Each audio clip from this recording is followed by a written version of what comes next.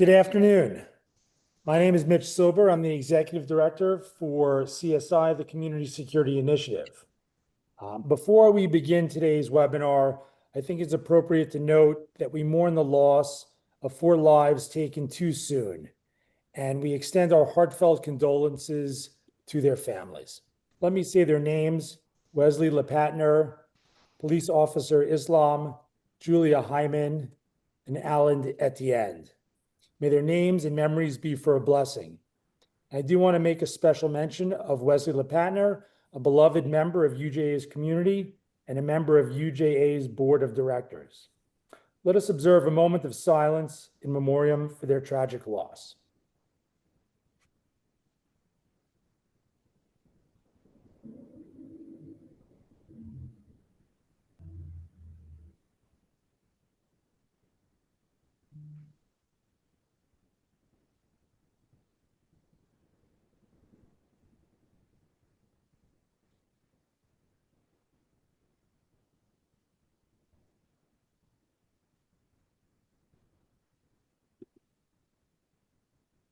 Thank you.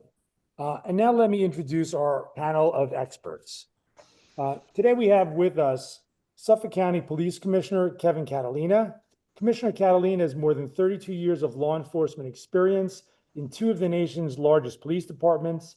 He is nationally recognized as a subject matter expert on policing. In 2025, Kevin Catalina became the Commissioner of Suffolk County Police Department.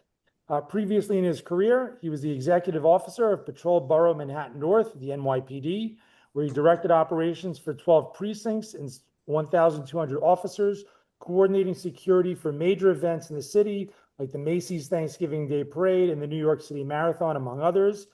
In 2017, he was the commanding officer of the NYPD's Intelligence Bureau's Operational Analytics Section, and Commissioner Catalina oversaw counterterrorism and investigation operations, leading 300 highly trained detectives as part of deep cover anti-terrorism program. I'd also like to introduce George Cherubini, the Senior Managing Director at T&M, a private sector security consulting firm. He leads the strategy for clients worldwide. George is a 25-year veteran of the NYPD. There he specialized in physical security assessments, access control, intrusion detection, and protective strategies for personnel, infrastructure, and assets. George partnered closely with the NYPD counterterrorism and intelligence bureaus and multiple federal agencies to apply real-time intelligence on emerging threats, and he spent over 2 decades as an adjunct professor of business and leadership, bringing strategic management lens to his security consulting. I'd like to also introduce the newest member of CSI, Brad Orsini, who's joined CSI as our National Security Advisor, coming over from the Secure Community Network. Brad provides security consultations, training, and critical incident response to Jewish communities nationwide.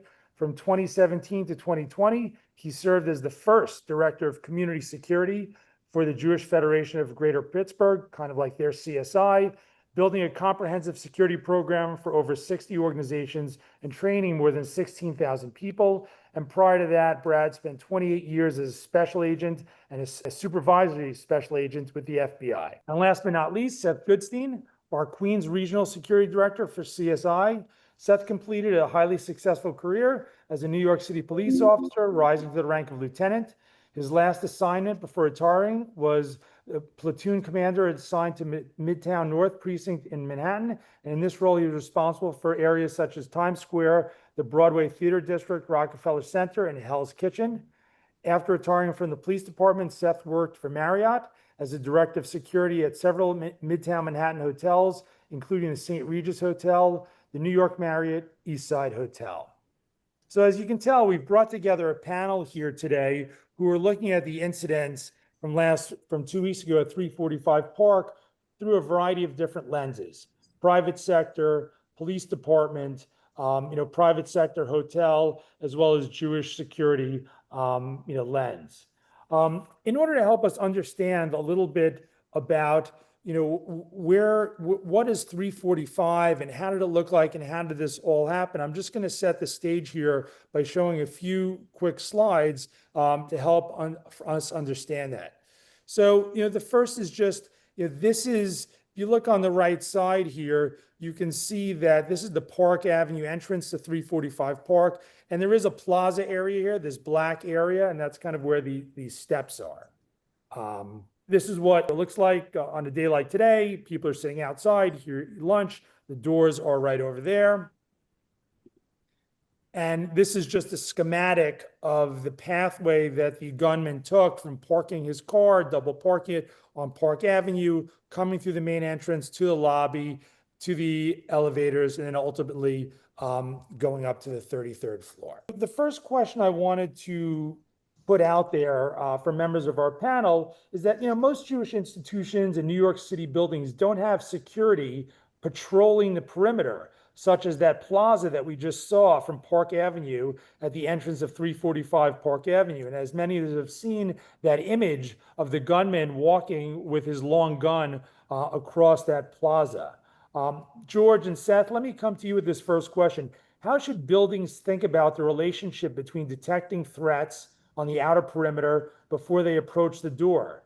Do we need to have a patrol function, a private sector patrol function that's on the perimeter? Is that something that should be considered?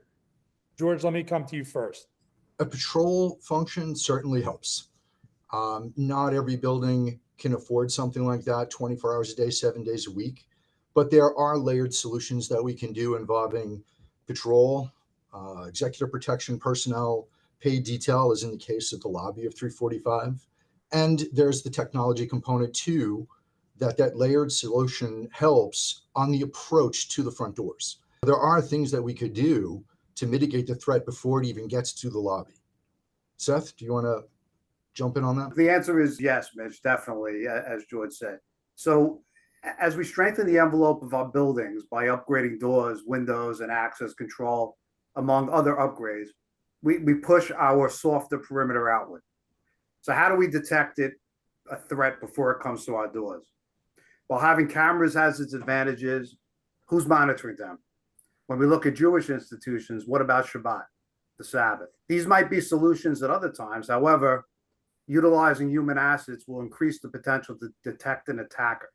Having perimeter posts strategically located to monitor the perimeter of the property is essential, especially on Shabbat. So think about placement, communications, and procedures.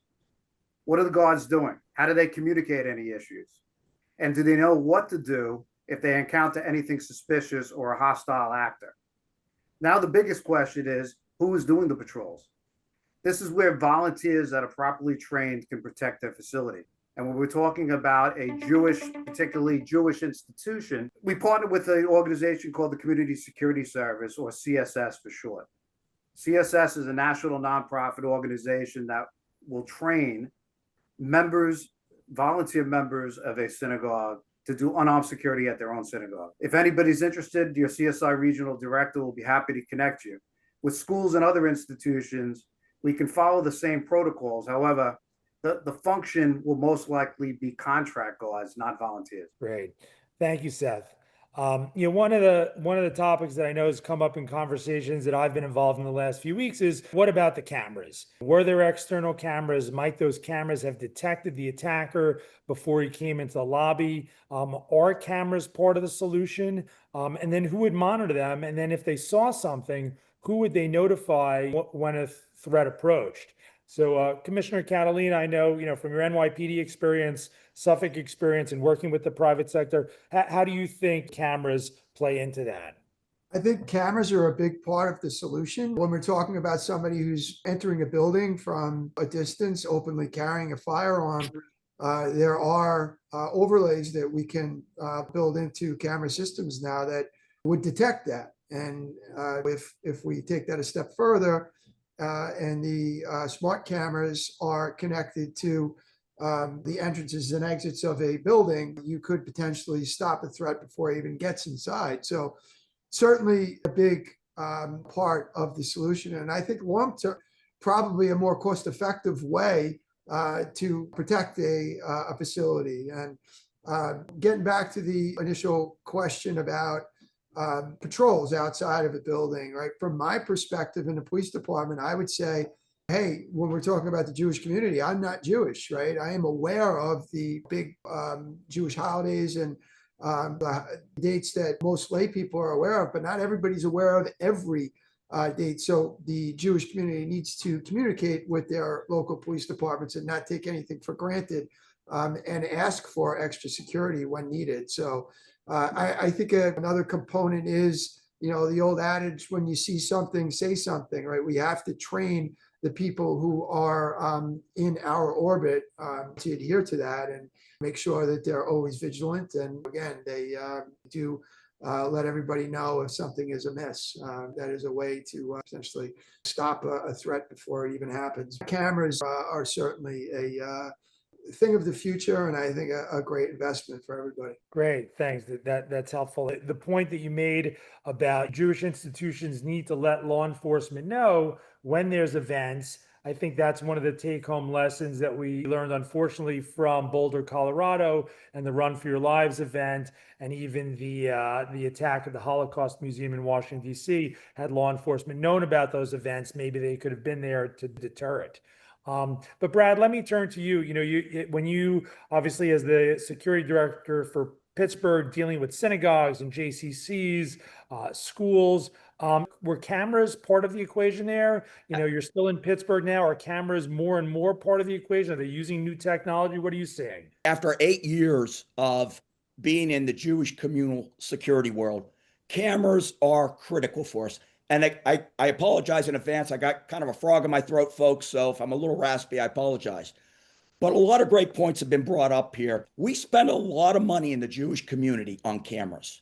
We go through the Homeland Security grants. We put $150,000, $200,000 worth of cameras. Seth hit it on the head with our volunteer groups. We should be utilizing those cameras and utilizing the assets and the technology that we purchased. So our security teams, our security team at each of our synagogues, this is the perfect time now, with the beginning of the high holiday season coming soon, to check your cameras. It's been a hot, steamy summer in New York City. Are all cameras functional? Are they pointed in the right direction? Do we got to get them repointed? We need to use those cameras. We spend the money on them, use them. And so I think as we grow in AI and technology, security cameras are a must internally and externally. And we can use our security teams like CSS to monitor those cameras, especially at the big part, beginning of services, end of service, but we should always be monitoring those cameras. I truly believe that, Mitch. Great. Thanks so much, Brad. And, in this part of the discussion, we're talking about trying to prevent or detect a threat before it even gets to the front door. George, T&M wrote a very thoughtful analysis of the events of 345 Park Avenue last week. The report noted among its suggestions, institute a protective intelligence program that leverages open source threat monitoring to identify potential assailants prior to the escalation along the pathway to violence. George, what did T&M mean by that? We have a team of intelligence analysts that do open source, real-time social media monitoring. And they're looking for threats that are coming through threads in places people wouldn't normally look, whether it's Discord or Instagram or LinkedIn or whatever it is that they're using. And these threats come through and they get a following. And what we do is we follow up on the person who posted that, and we follow up on the people who've responded and are following these and creating kind of a background as to what's going on next. But the immediate notification to the client, letting them know this is what's happening at this site, and you should be aware of. They're planning a protest or they're saying this about your principal. And then we can start building out a security plan moving forward and take the next steps. That's getting in front of it. That preemptive, proactive approach is really the beginning of trying to keep the organization, its infrastructure safe and its people safe in one shot. So we're getting to this before it turns into something. So the intelligence component is very important. Thank you. Yeah, and that's something certainly at CSI we believe in and really invest in. We now have a team of 6 threat intelligence analysts who are looking to detect these threats before they show up at our door. So agree with you on that point. Let me turn to the entranceway and access control. The lobby at 345, for those of you who are not familiar with it, can be accessed by multiple different sides. And To some degree, that contributed at least to police officer Islam being located looking at one of the other entrances, because there are 5 entrances and there are only 2 paid detail officers there. Should buildings consider that there only be a single controlled public entrance during operating hours instead of these multiple access points? Is that even practical? Seth, you spent time working in the hotel industry after NYPD, before CSI, not necessarily for hotels, but our institutions. Is that going to work for a synagogue, a JCC, school? So it's always the best practice to only have one entrance into a facility, or as few as possible. Office buildings are very different than synagogues, schools, and JCCs. And generally, all these locations with proper design can control access in a proper way. In general, office buildings' lobbies could be accessed unabated with doors that are unlocked. The first time a person entering is screened typically happens at a reception desk. This practice might have to be rethought given the events at 345 Park. In Jewish institutions, this definitely should not be the case. No one who is not properly screened should be able and allowed to enter your building. So how do we accomplish this? Video intercoms, electronic access control, hardened doors, hardened windows, and the biggest factor of all is procedures and training. Yeah, let's talk a little bit about that issue of procedures and training. And I'll throw this one open to anyone who wants to take this. One of the complicated parts about this building was that it had paid detail, there was private security. Who's responsible for organizing all of the different players in an organization like that? George, you're dealing with a lot of private sector clients. Who takes responsibility in that type of situation when you have multiple public, private entities in one place? Well, each building has a director of security, and they're going to be the primary point of contact in terms of some of the decisions that are made in terms of the deployment of resources. So they're going to be the go-to person at that specific site. Getting back to what I saw earlier, one of the things that I saw was most important is that with that person that is making those decisions, they're kind of brought into a situation that's already put into place. They're in a situation where all of the egress doors are open. They're in a situation where they're looking at revolving doors, limited panic devices. They're kind of put in a situation, and budgets are difficult to get out there to argue that we need these things right away. People tend to stratify that over a number of years, and it makes it a little bit more difficult to put them in. It's only after an incident like this where people become very responsive and say, okay, now we need to do this. Now we need to armor doors and look at how to secure revolving doors and things like that. So kind of an interesting concept that we visited 6 sites today, and we've heard all of the same arguments as to we need this and we need to do this now. So I kind of I hope that answers your question a little bit in terms of. Right. Well, it sounds like a director of security, there needs to be someone who's the point person organizing everybody else is a key role that, not every institution either has the financial wherewithal to hire. But in the Jewish communal sector and the private sector, probably more so. But that's a good point that you make there, because they can then organize the different players. Absolutely. Yeah. Let me come to you, Commissioner Catalina. We learned that the security guard was unable to shut down the elevator access because he had taken fire. And despite his best efforts, he couldn't reach the elevator panel to shut it down.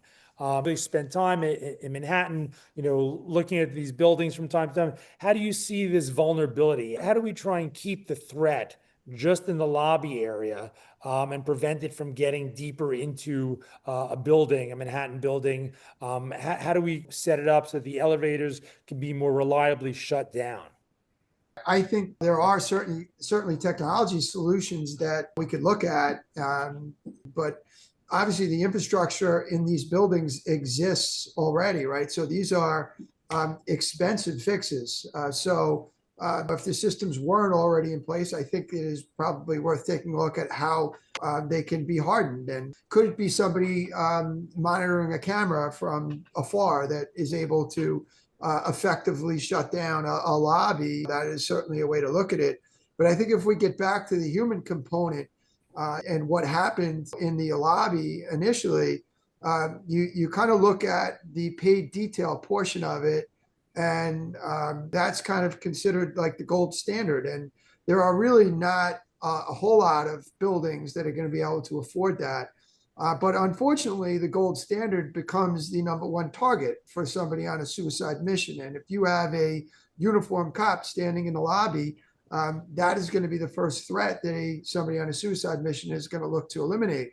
So I think something that would be prudent in a situation like that is not only having the overt security, but having the covert security. Because at that point, what we're looking to do is save as many lives as possible. And, you know, in a situation like that, again, I don't think it really is that effective to have the overt without the covert. And I don't know that that was in place that day.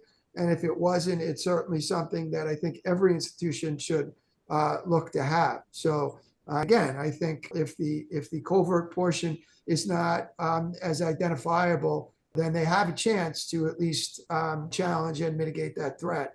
Whereas somebody in a uniform, unfortunately, doesn't. They're the target right away.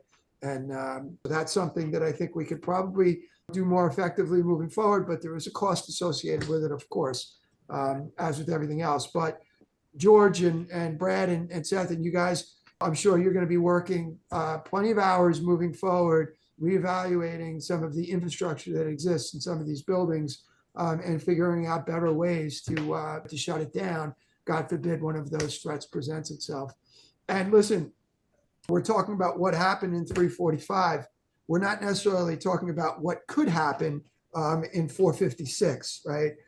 This is a threat that's happened, right? And I was talking to a good friend of mine, Tommy Galati, earlier. We always go back to the analogy, like we've already reinforced the cockpit doors, right? We know we're not going to get through the cockpit doors again, but what's next, right? What is the next threat? What is the next way in?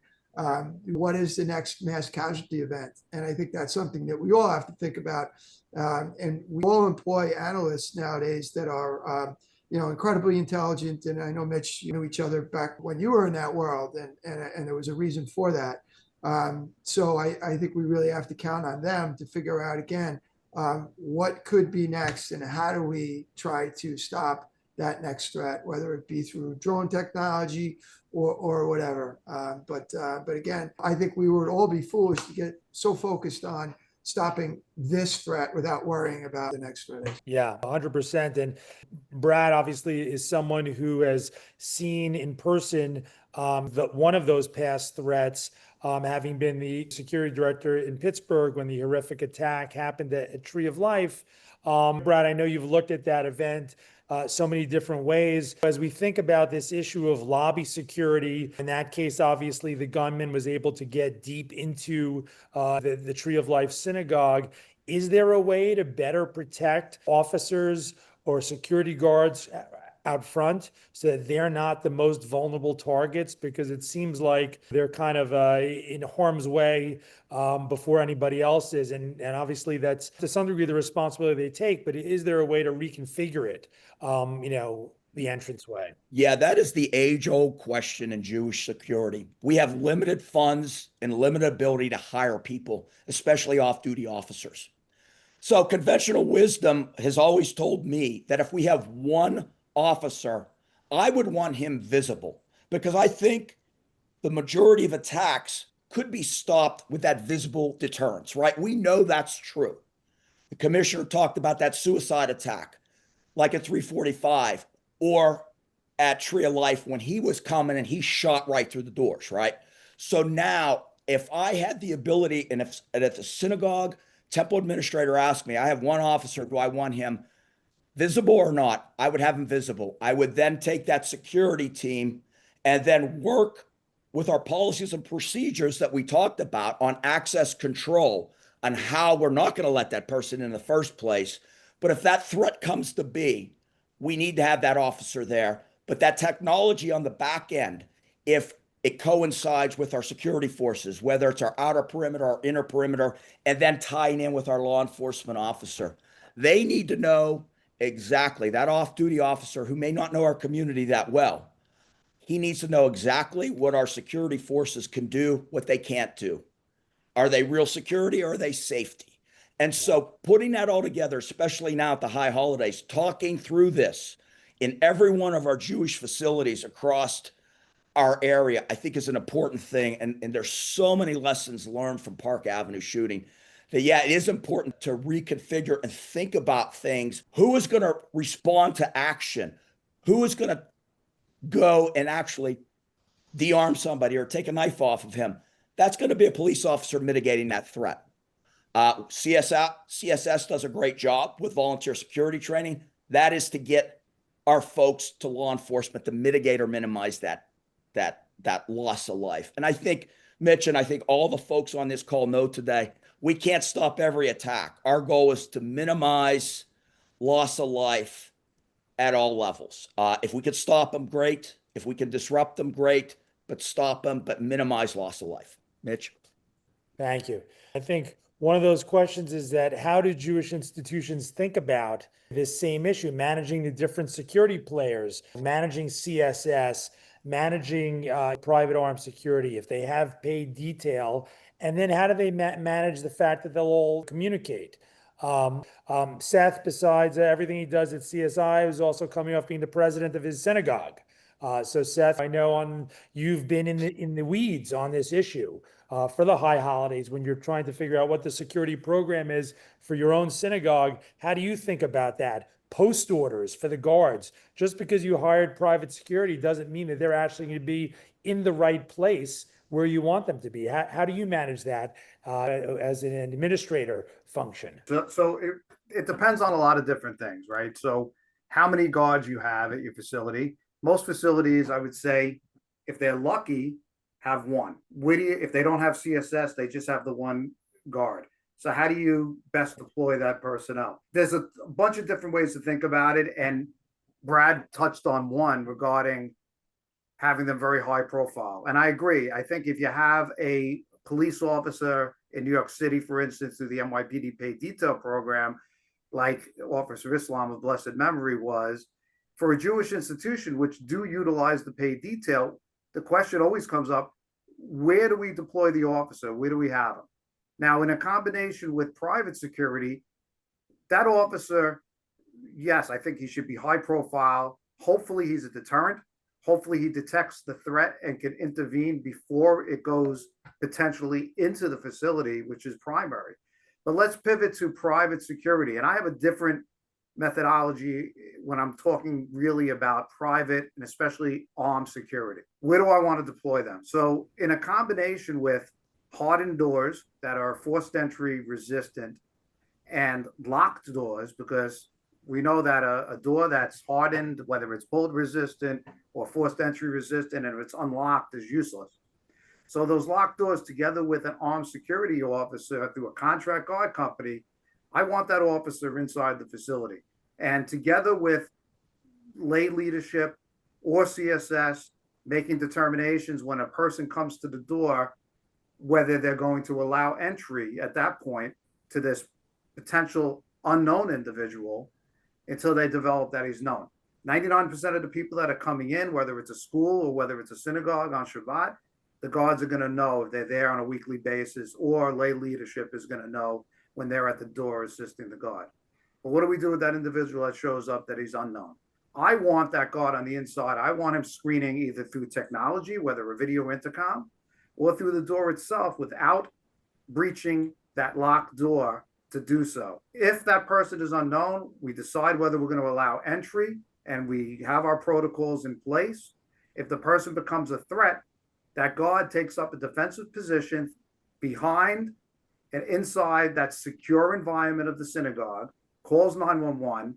We want the police, hopefully they'll intervene on the outside of the facility. If that armed individual breaches security and gets into the facility, then the guard needs to do what they need to do to stop this person from going any further and stop the threat. I think communication is also extremely important. And we talk about Shabbat. How are we communicating? How do you know what the guard is doing at the door for everybody that's inside the sanctuary? And same thing with schools. How do we know what happens at the door if that guard needs to either call over leadership or key decision makers to determine if the person should be allowed entry? How do they do that? Do they have handheld radios? Do you have WhatsApp groups? Do you have other means of communications if they need to do so. So all pieces of the puzzle that need to come together. Right. The outside and the inside have to be able to communicate and maintain that access control in order to prevent that breaching. One of the things that's come up in discussions is this some technology, shot detection systems, and I think Commissioner Catalina referred to it a little bit earlier on as some of the different technology that and AI CCTV. Now, along those lines, just throwing this out to the panel, who's familiar with the shot detection systems? Is it true that what they do is they then set it off an alarm that goes to almost like a 911? Or what do those systems potentially do? George, are you familiar with them? So yes, some of the locations we visited in the last week have them on each floor. And I think what we have learned is that the system can work very well, provided it's integrated with the building systems. So in other words, if shot detection picks that up, a round goes off, the elevators are locked in place, and notification to security is made. So once we get people moving in the direction of where that threat is, that's where it becomes beneficial. It's hard for me to wrap my arms around it because I'm still looking at the preemptive side of like, I want to stop them before they get to the building, as opposed to when they're already in the building and a shot rings out. So that's about where we are with it. But some of the buildings that I've been to already have this in place. And integration, I find, is probably the key. Got it. One of the things that we all saw in the aftermath of 345 Park were these images of employees barricading themselves inside certain offices. Clearly they were enacting the hide part of run, hide, and fight. And the hide is not really hide, it's really barricade. And in fact, in some training, the acronym is ABC, and the B is the barricade. So this is something that CSI does. We try and promote active threat training so that we have staff trained for this type of situation. They might have to run or hide or fight. Brad, you're working on training with us and have done this for many parts of your career. Are there other trainings beyond the active threat training, otherwise known as run, hide, fight, that our community should be thinking about? Yeah, I think, look, run, hide, fight is probably the most well-known one. It's adopted by a lot of our states, school systems, so on and so forth. Avoid, deny, defend is another thing. The bottom line is, I think when I started 8 years ago in the Jewish community, we were training staff members. We were training responsible people that would be part of that security team. We now know that we need to train our whole community because it's a community effort when a shot like this happens. When I saw the pictures of Park Avenue, it looked like a training video. It actually looked like a drill barricaded training video, right? So to me, the two most important things our community needs to know is if shots are fired, get away from them, right? It's so simple. Get away from it as quickly as you can. If you can't, get in that barricaded situation. And if you're in that barricaded situation, whether you're thinking about run, hide, fight, avoid, deny, defend, alert, lockdown, counter, and inform, the ALICE training, there's all kind of different ones. The bottom line is get away from the danger. If you're secreted, if you're barricaded somewhere, your job is to contact 911 right away when it's safe. Your job is to continually barricade and find that escape route if necessary. So there are so many trainings, but I would just encourage every community member in our community, because we are affected and targeted on a daily basis, to get this training, some type of active shooter training. I'm going to agree with Brad too. I want to just jump in for 1 sec that Please. the training that I do, and I'm doing it tomorrow to several hundred people, is one of the things I have to get through to them is training is important, but know your building. I find I talk to people all the time. They don't know where their stairwells are. They don't know where they lead. And I tell them, take some time, know where to hide, know where to go. If the threat is left, you're moving right. If the threat is right, you're moving left. Find out where it leads to. If it leads out to the street, get as far away from the building as you can and start making notifications. But I think those simple things, those simple tactics can go a long way in the moment. George, if I can expand Sure. on that, you're 100% right. After the Tree of Life, we actually took video testimonials of people that survived. One woman talked about know your building. And so 6 weeks prior to the attack, we had a coordinated run, hide, fight training with all 3 congregations that were housed in the Tree of Life. At the end, we did a drill and we walked through the synagogue, because you're absolutely right. And I know Seth and Mitch and everybody from CSI is going to agree with this. Go to a synagogue, and especially we go down to the bowels and the social halls, there's stuff everywhere. Our congregations do not know the exits. Our buildings are big. We should take the time during high holiday training to talk about those exits. If something happens, to get our folks out, and always have that admonishment too, especially before high holiday service. Here's the exit. Here's the guys that will help you get out, the folks that will help you get out. So I can't agree with you enough that our community really needs to know those buildings and know what to do. Thank you, Mitch. And frequency, training is always tough to do. Everyone's very busy. I feel like if we can get it done once a year with an institution, we're to some degree pleased, but I feel like there should be more. How many times a year, George, Brad, Seth, do you want this active threat training to be done? I would say it should be annual. Yeah. I think that's enough. I mean, but there's a number of ways to do it. So tomorrow, where I'm doing it live on stage, they're live streaming it to people who can't make it, and they're recording it for people who can't do either, so they can watch that later on. So we've got a number of ways to get this to whether people are being onboarded or they're not there throughout the entire year. But annual, things change, statistics change. There's retrofitting of the or buildings and construction that changes. So we want to make sure that when we tailor our training for that site, they're getting the most updated information. And Mitch, you're absolutely right. It's very difficult a lot of times, especially with schools, to find the time to come in to do the training. They're limited to their faculty development days. But even with synagogues, it's very tough. But you come in and start with the active threat training. Let's get the basics down. Let's get that foundation that could not only be used at the synagogue, but at the movie theater, at the mall, at a bar, at a restaurant. The same concepts and the same options, whether it's run, hide, fight, avoid, barricade, confront, they go with you wherever you are. I remember going through the mall with my kids when they were younger, and every once in a while, we'd be walking in front of the stores, and I'd ask the kids, where's the nearest exit? It's important to pay attention to these little things because it could save your life when you need to. So we do active threat at an institution, and then maybe we wait a few months, and now we take it to the next level. In between, we're developing plans, we're assisting the institution with their procedures and policy relative to active threat, but also other types of emergency issues. And then we do a tabletop. And then through a controlled environment, we go through scenarios and we come up with what's working here and what's not. What can we improve on? What might we have to change those plans to make it work effectively for this institution? So there's a lot of things you could do, just not, you don't only need to do the active threat training, but now you take it to a different level and you help them. And very important are the plans. All the hardware, all the installations that people do, technological upgrades, it's all supported by those plans and those procedures. Without them, it's not going to assist the institution in the event of emergency like people think it will. It's almost like a false sense of security.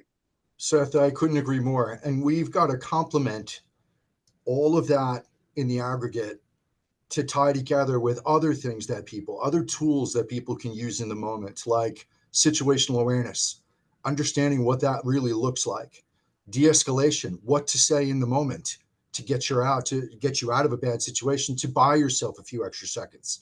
So I completely agree. That has to be done over and over again until it's really locked into their minds, like run, hide, fight. We're at this moment, obviously, it's basically mid-August, but if you're a school administrator on the Zoom, there's still time. CSI can come in and do an active threat training for your staff before the students come. We're just coming out of the camp season. We've been using an app called ARIA, which has a module as staffers can do training on their phone, even if we can't get there in person to do it. So there are lots of different ways to do this. But let me pivot for a second, to Commissioner Catalina. We're hearing a lot of buildings are talking about safe rooms. And we know in the Rudin building, in their offices, they actually had a safe room with double doors, bathrooms with bulletproof doors. Is your department starting to hear or see more institutions, buildings, locations in Suffolk instituting and putting these safe rooms in place? Is that a viable strategy as a place of refuge?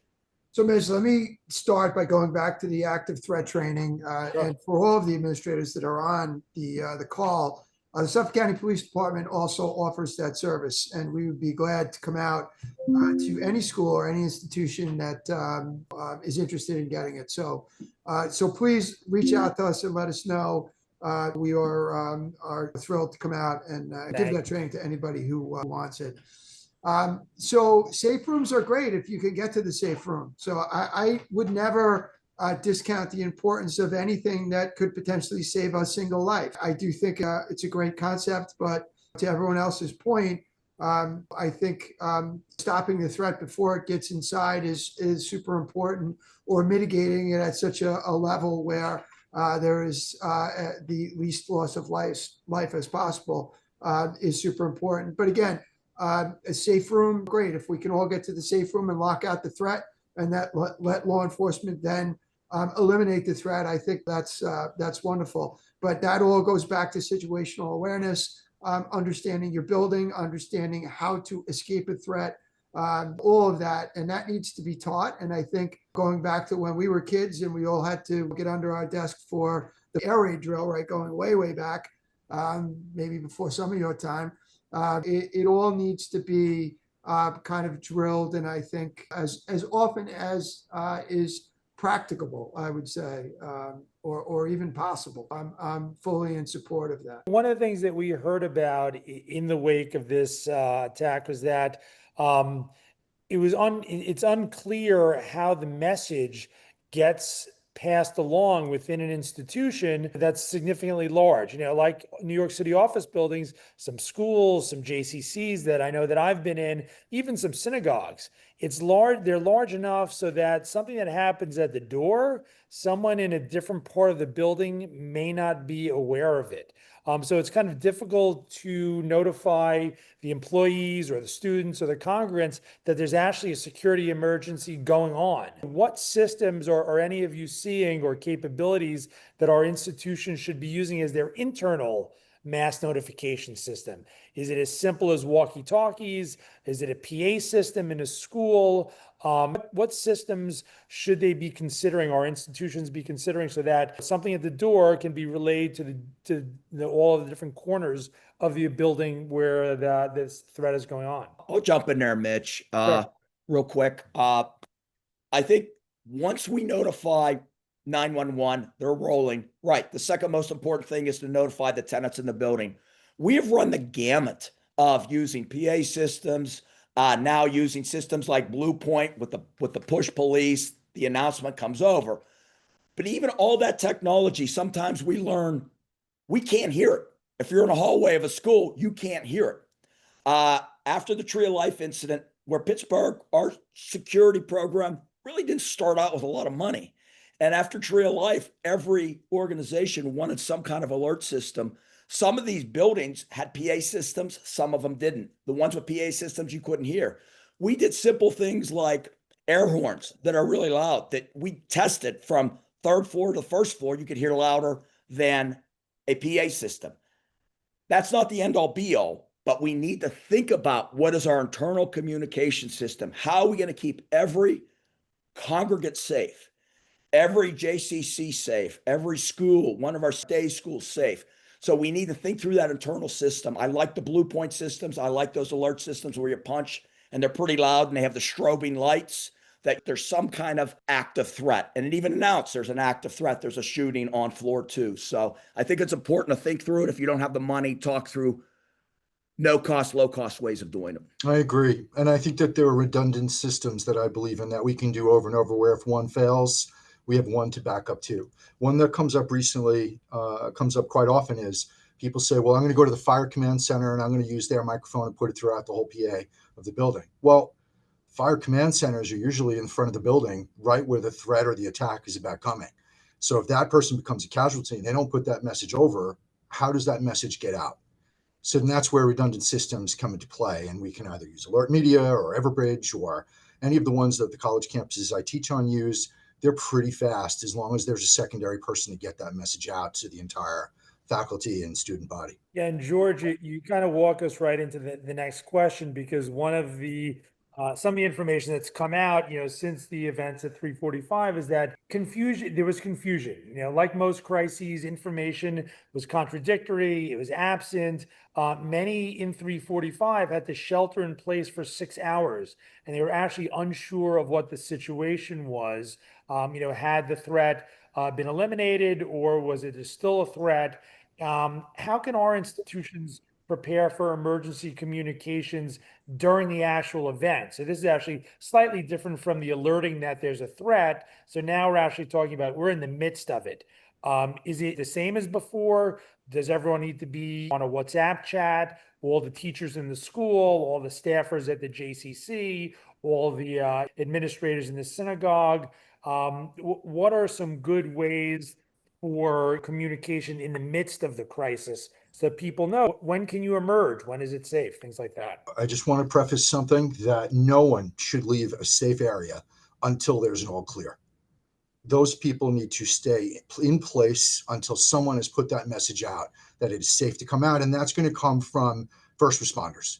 But that takes a while. A big building like 345 is going to take them a while to clear that building floor by floor, room by room.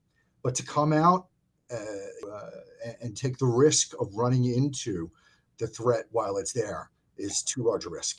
Everyone needs to stay in place until the time you get notified it's clear to come out, and you'll know. Trust me, when they come through those floors. Yeah, George is right on the money with that, and that's part of the active threat training.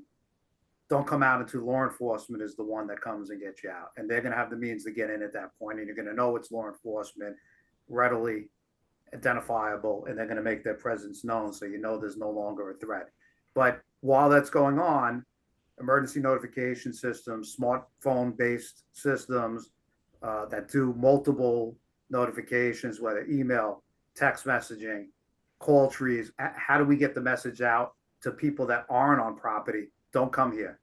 Don't come to the school. Don't come to the synagogue. Don't come to the office building. And you hit it on the head before with the fire command station, and the protocol is for that fire life safety director to get to the fire command and announce where the active shooter is. Most of these fire commands, many of them aren't even behind a closed door. They're out in the lobby, and it's a panel on the wall. So without redundancy that was mentioned, you need to have that redundancy to make sure you have multiple ways to get a message out, whether it's through a PA system or whether it's through a smartphone-based notification system also. And how frequent should the communication be? This is, again, one of the things that we heard, as a result of the incident, where people felt that they didn't know what was going on, and yet, they were waiting, as George mentioned, to get the all clear from NYPD, but it took 6 hours because it was such a large building. If you're the administrator of a leadership of an organization, how frequently do you need to be communicating with the people who are sheltering? It should be something that there's frequent communication. Everybody knows you get stuck on a subway train, no one tells you what's going on, anxiety starts to build. Why are we stuck here for 25 minutes? Give the information. It'll help make sure that people stay secured as well, because you're passing along that information. Do not leave your secure places. Do not leave your fortified locations where you're at. Tell them what's going to happen. They went through the training, but reinforce it. People, their heart rates are going through the roof. They're not thinking straight. They're scared, and it's understandable. But I think the more information you're able to pass along from reliable sources is best. And this way they get that proper information throughout, and they're not waiting for a few hours, not knowing, should we exit now? I haven't heard anything for a while. Keep that information flowing, proper information, and make sure you have the means to be able, for an organization, to have more than one person who's authorized, and make sure that we're in coordination with law enforcement to get those messages out to everybody within the synagogue, JCC school, wherever it might be. Yeah, Mitch, I agree with that, but your message is an important one. Your question is an important one, because remember, in run, hide, fight, run is first, and you're secure until you're not secure anymore, right? And that's going to be somebody's kind of first instinct, is try to find safety. And if they're not 1,000% sure that they are in a secure location, they're going to continue to want to run. So it's important that we get the message out, to everybody that, hey, the coast is clear, in as timely a fashion as possible. So, there should be, mechanisms to do that in any system. So, and 6 hours is quite a long time to really not know whether or not you live till tomorrow. So there should certainly be ways to do that. And you all in the private security world, I'm sure you can come up with ways to do that. But I know if I were in that situation, again, my first instinct is to find safety. And if I'm not sure that I'm safe, I'm going to try to find it somewhere else. So we certainly don't want that message getting confused. Great. And let me come back to you, Commissioner Catalina. Post-incident, people are released coming out of some type of threatening situation. Obviously, this is something that Suffolk County PD drills for and plans for. What is the response? What should the response look like from the private sector, public sector? What are the police going to be doing as people emerge from one of these threatening type situations? Our job is always going to be at that point to treat anybody who might need medical attention, to keep the peace, and to make sure everybody gets out safely, and notify anybody who needs to be notified. But once we are certain that we are in a secure, safe situation, again, that's all going to be about keeping the peace and making sure everybody gets to where they need to go. Certainly debriefing witnesses, if there are any, at that point is going to be our next real area of concern. And, then conducting a very, very thorough investigation. But, again, at that point, when people are just kind of getting out, we're going to want to make sure that we keep everybody calm and, make sure everybody feels secure, and then really conduct a very, very thorough investigation. Hopefully one we'll never have to conduct in Suffolk County. Great. Thanks so much. So I know we've about 3 minutes left. A couple questions came in, so I'll take one or two of them and then open them up to our group here to respond as well. One of the questions was, how do you implement security for a Jewish organization that's housed in a multi-populated building, but one that the organization does not own, but is a tenant? And I know even for one of the organizations that's behind CSI, JCRC-New York, is in exactly one of those types of buildings, on 8th Avenue. And we've been talking about it this week. And at least my first thought is that the Jewish organizations, if they feel under greater threat, which I would understand, need to get together and actually speak to the administrators of the building and review whether there are some new security protocols to be put in place, and maybe even bring the CSI regional security director, who now I'm giving a little bit potentially more work to join that meeting for advice. But to the panel, and any thoughts you might have for a question like that, if you're just one tenant in a multi-tenant building and you think that you may be at a greater threat. I think one of the things that comes to mind is that, yes, you like to get the building involved and try to help you subsidize and build together policy and procedure. But when that doesn't happen, you have to compartmentalize the facility that you're in and start building layers and pushing everyone deeper back into those layers to protect and buy more minutes to keep everyone safe for the longest time possible until people come to help neutralize whatever threats outside of that. Whether that's armored doors or ballistic laminate on windows or whatever the case may be, I think those are some of the mitigations that we've recommended just in the past couple of years. I think that we're trying to build kind of a perimeter and go deeper in each layer. Okay. And I think the last question we could take, someone was asking about what platforms are available direct to consumer nonprofits to monitor online chatter about our organization, principles, and events. Is this something available to us directly, or do we need to work through a consultant? And I know, George, you're doing that for private sector organizations for executive protection. CSI, our Intel desk, is doing that for Jewish institutions. If you're a Jewish institution in our area of responsibility and you have particular reason to be concerned, you can certainly reach out to your regional security director on that front. We are doing this for a number of Jewish institutions as well, and family offices, and we run that 24 hours, 7 days a week, and provide that intelligence to them in real time when we can. I want to just leave off with that. I think the foundation of this always begins with some type of physical security assessment, where experts come in and build this from the ground up and give you a path, so that you can look to see what you're going to build out year by year to make everyone safer. Yeah, no, that's a great point, and that's something that CSI does every day. Send our team, people like Seth, out to do those security assessments to begin the process to figure out what the vulnerabilities are, so that you can then begin to make adjustments. But with that, it's 5 o'clock.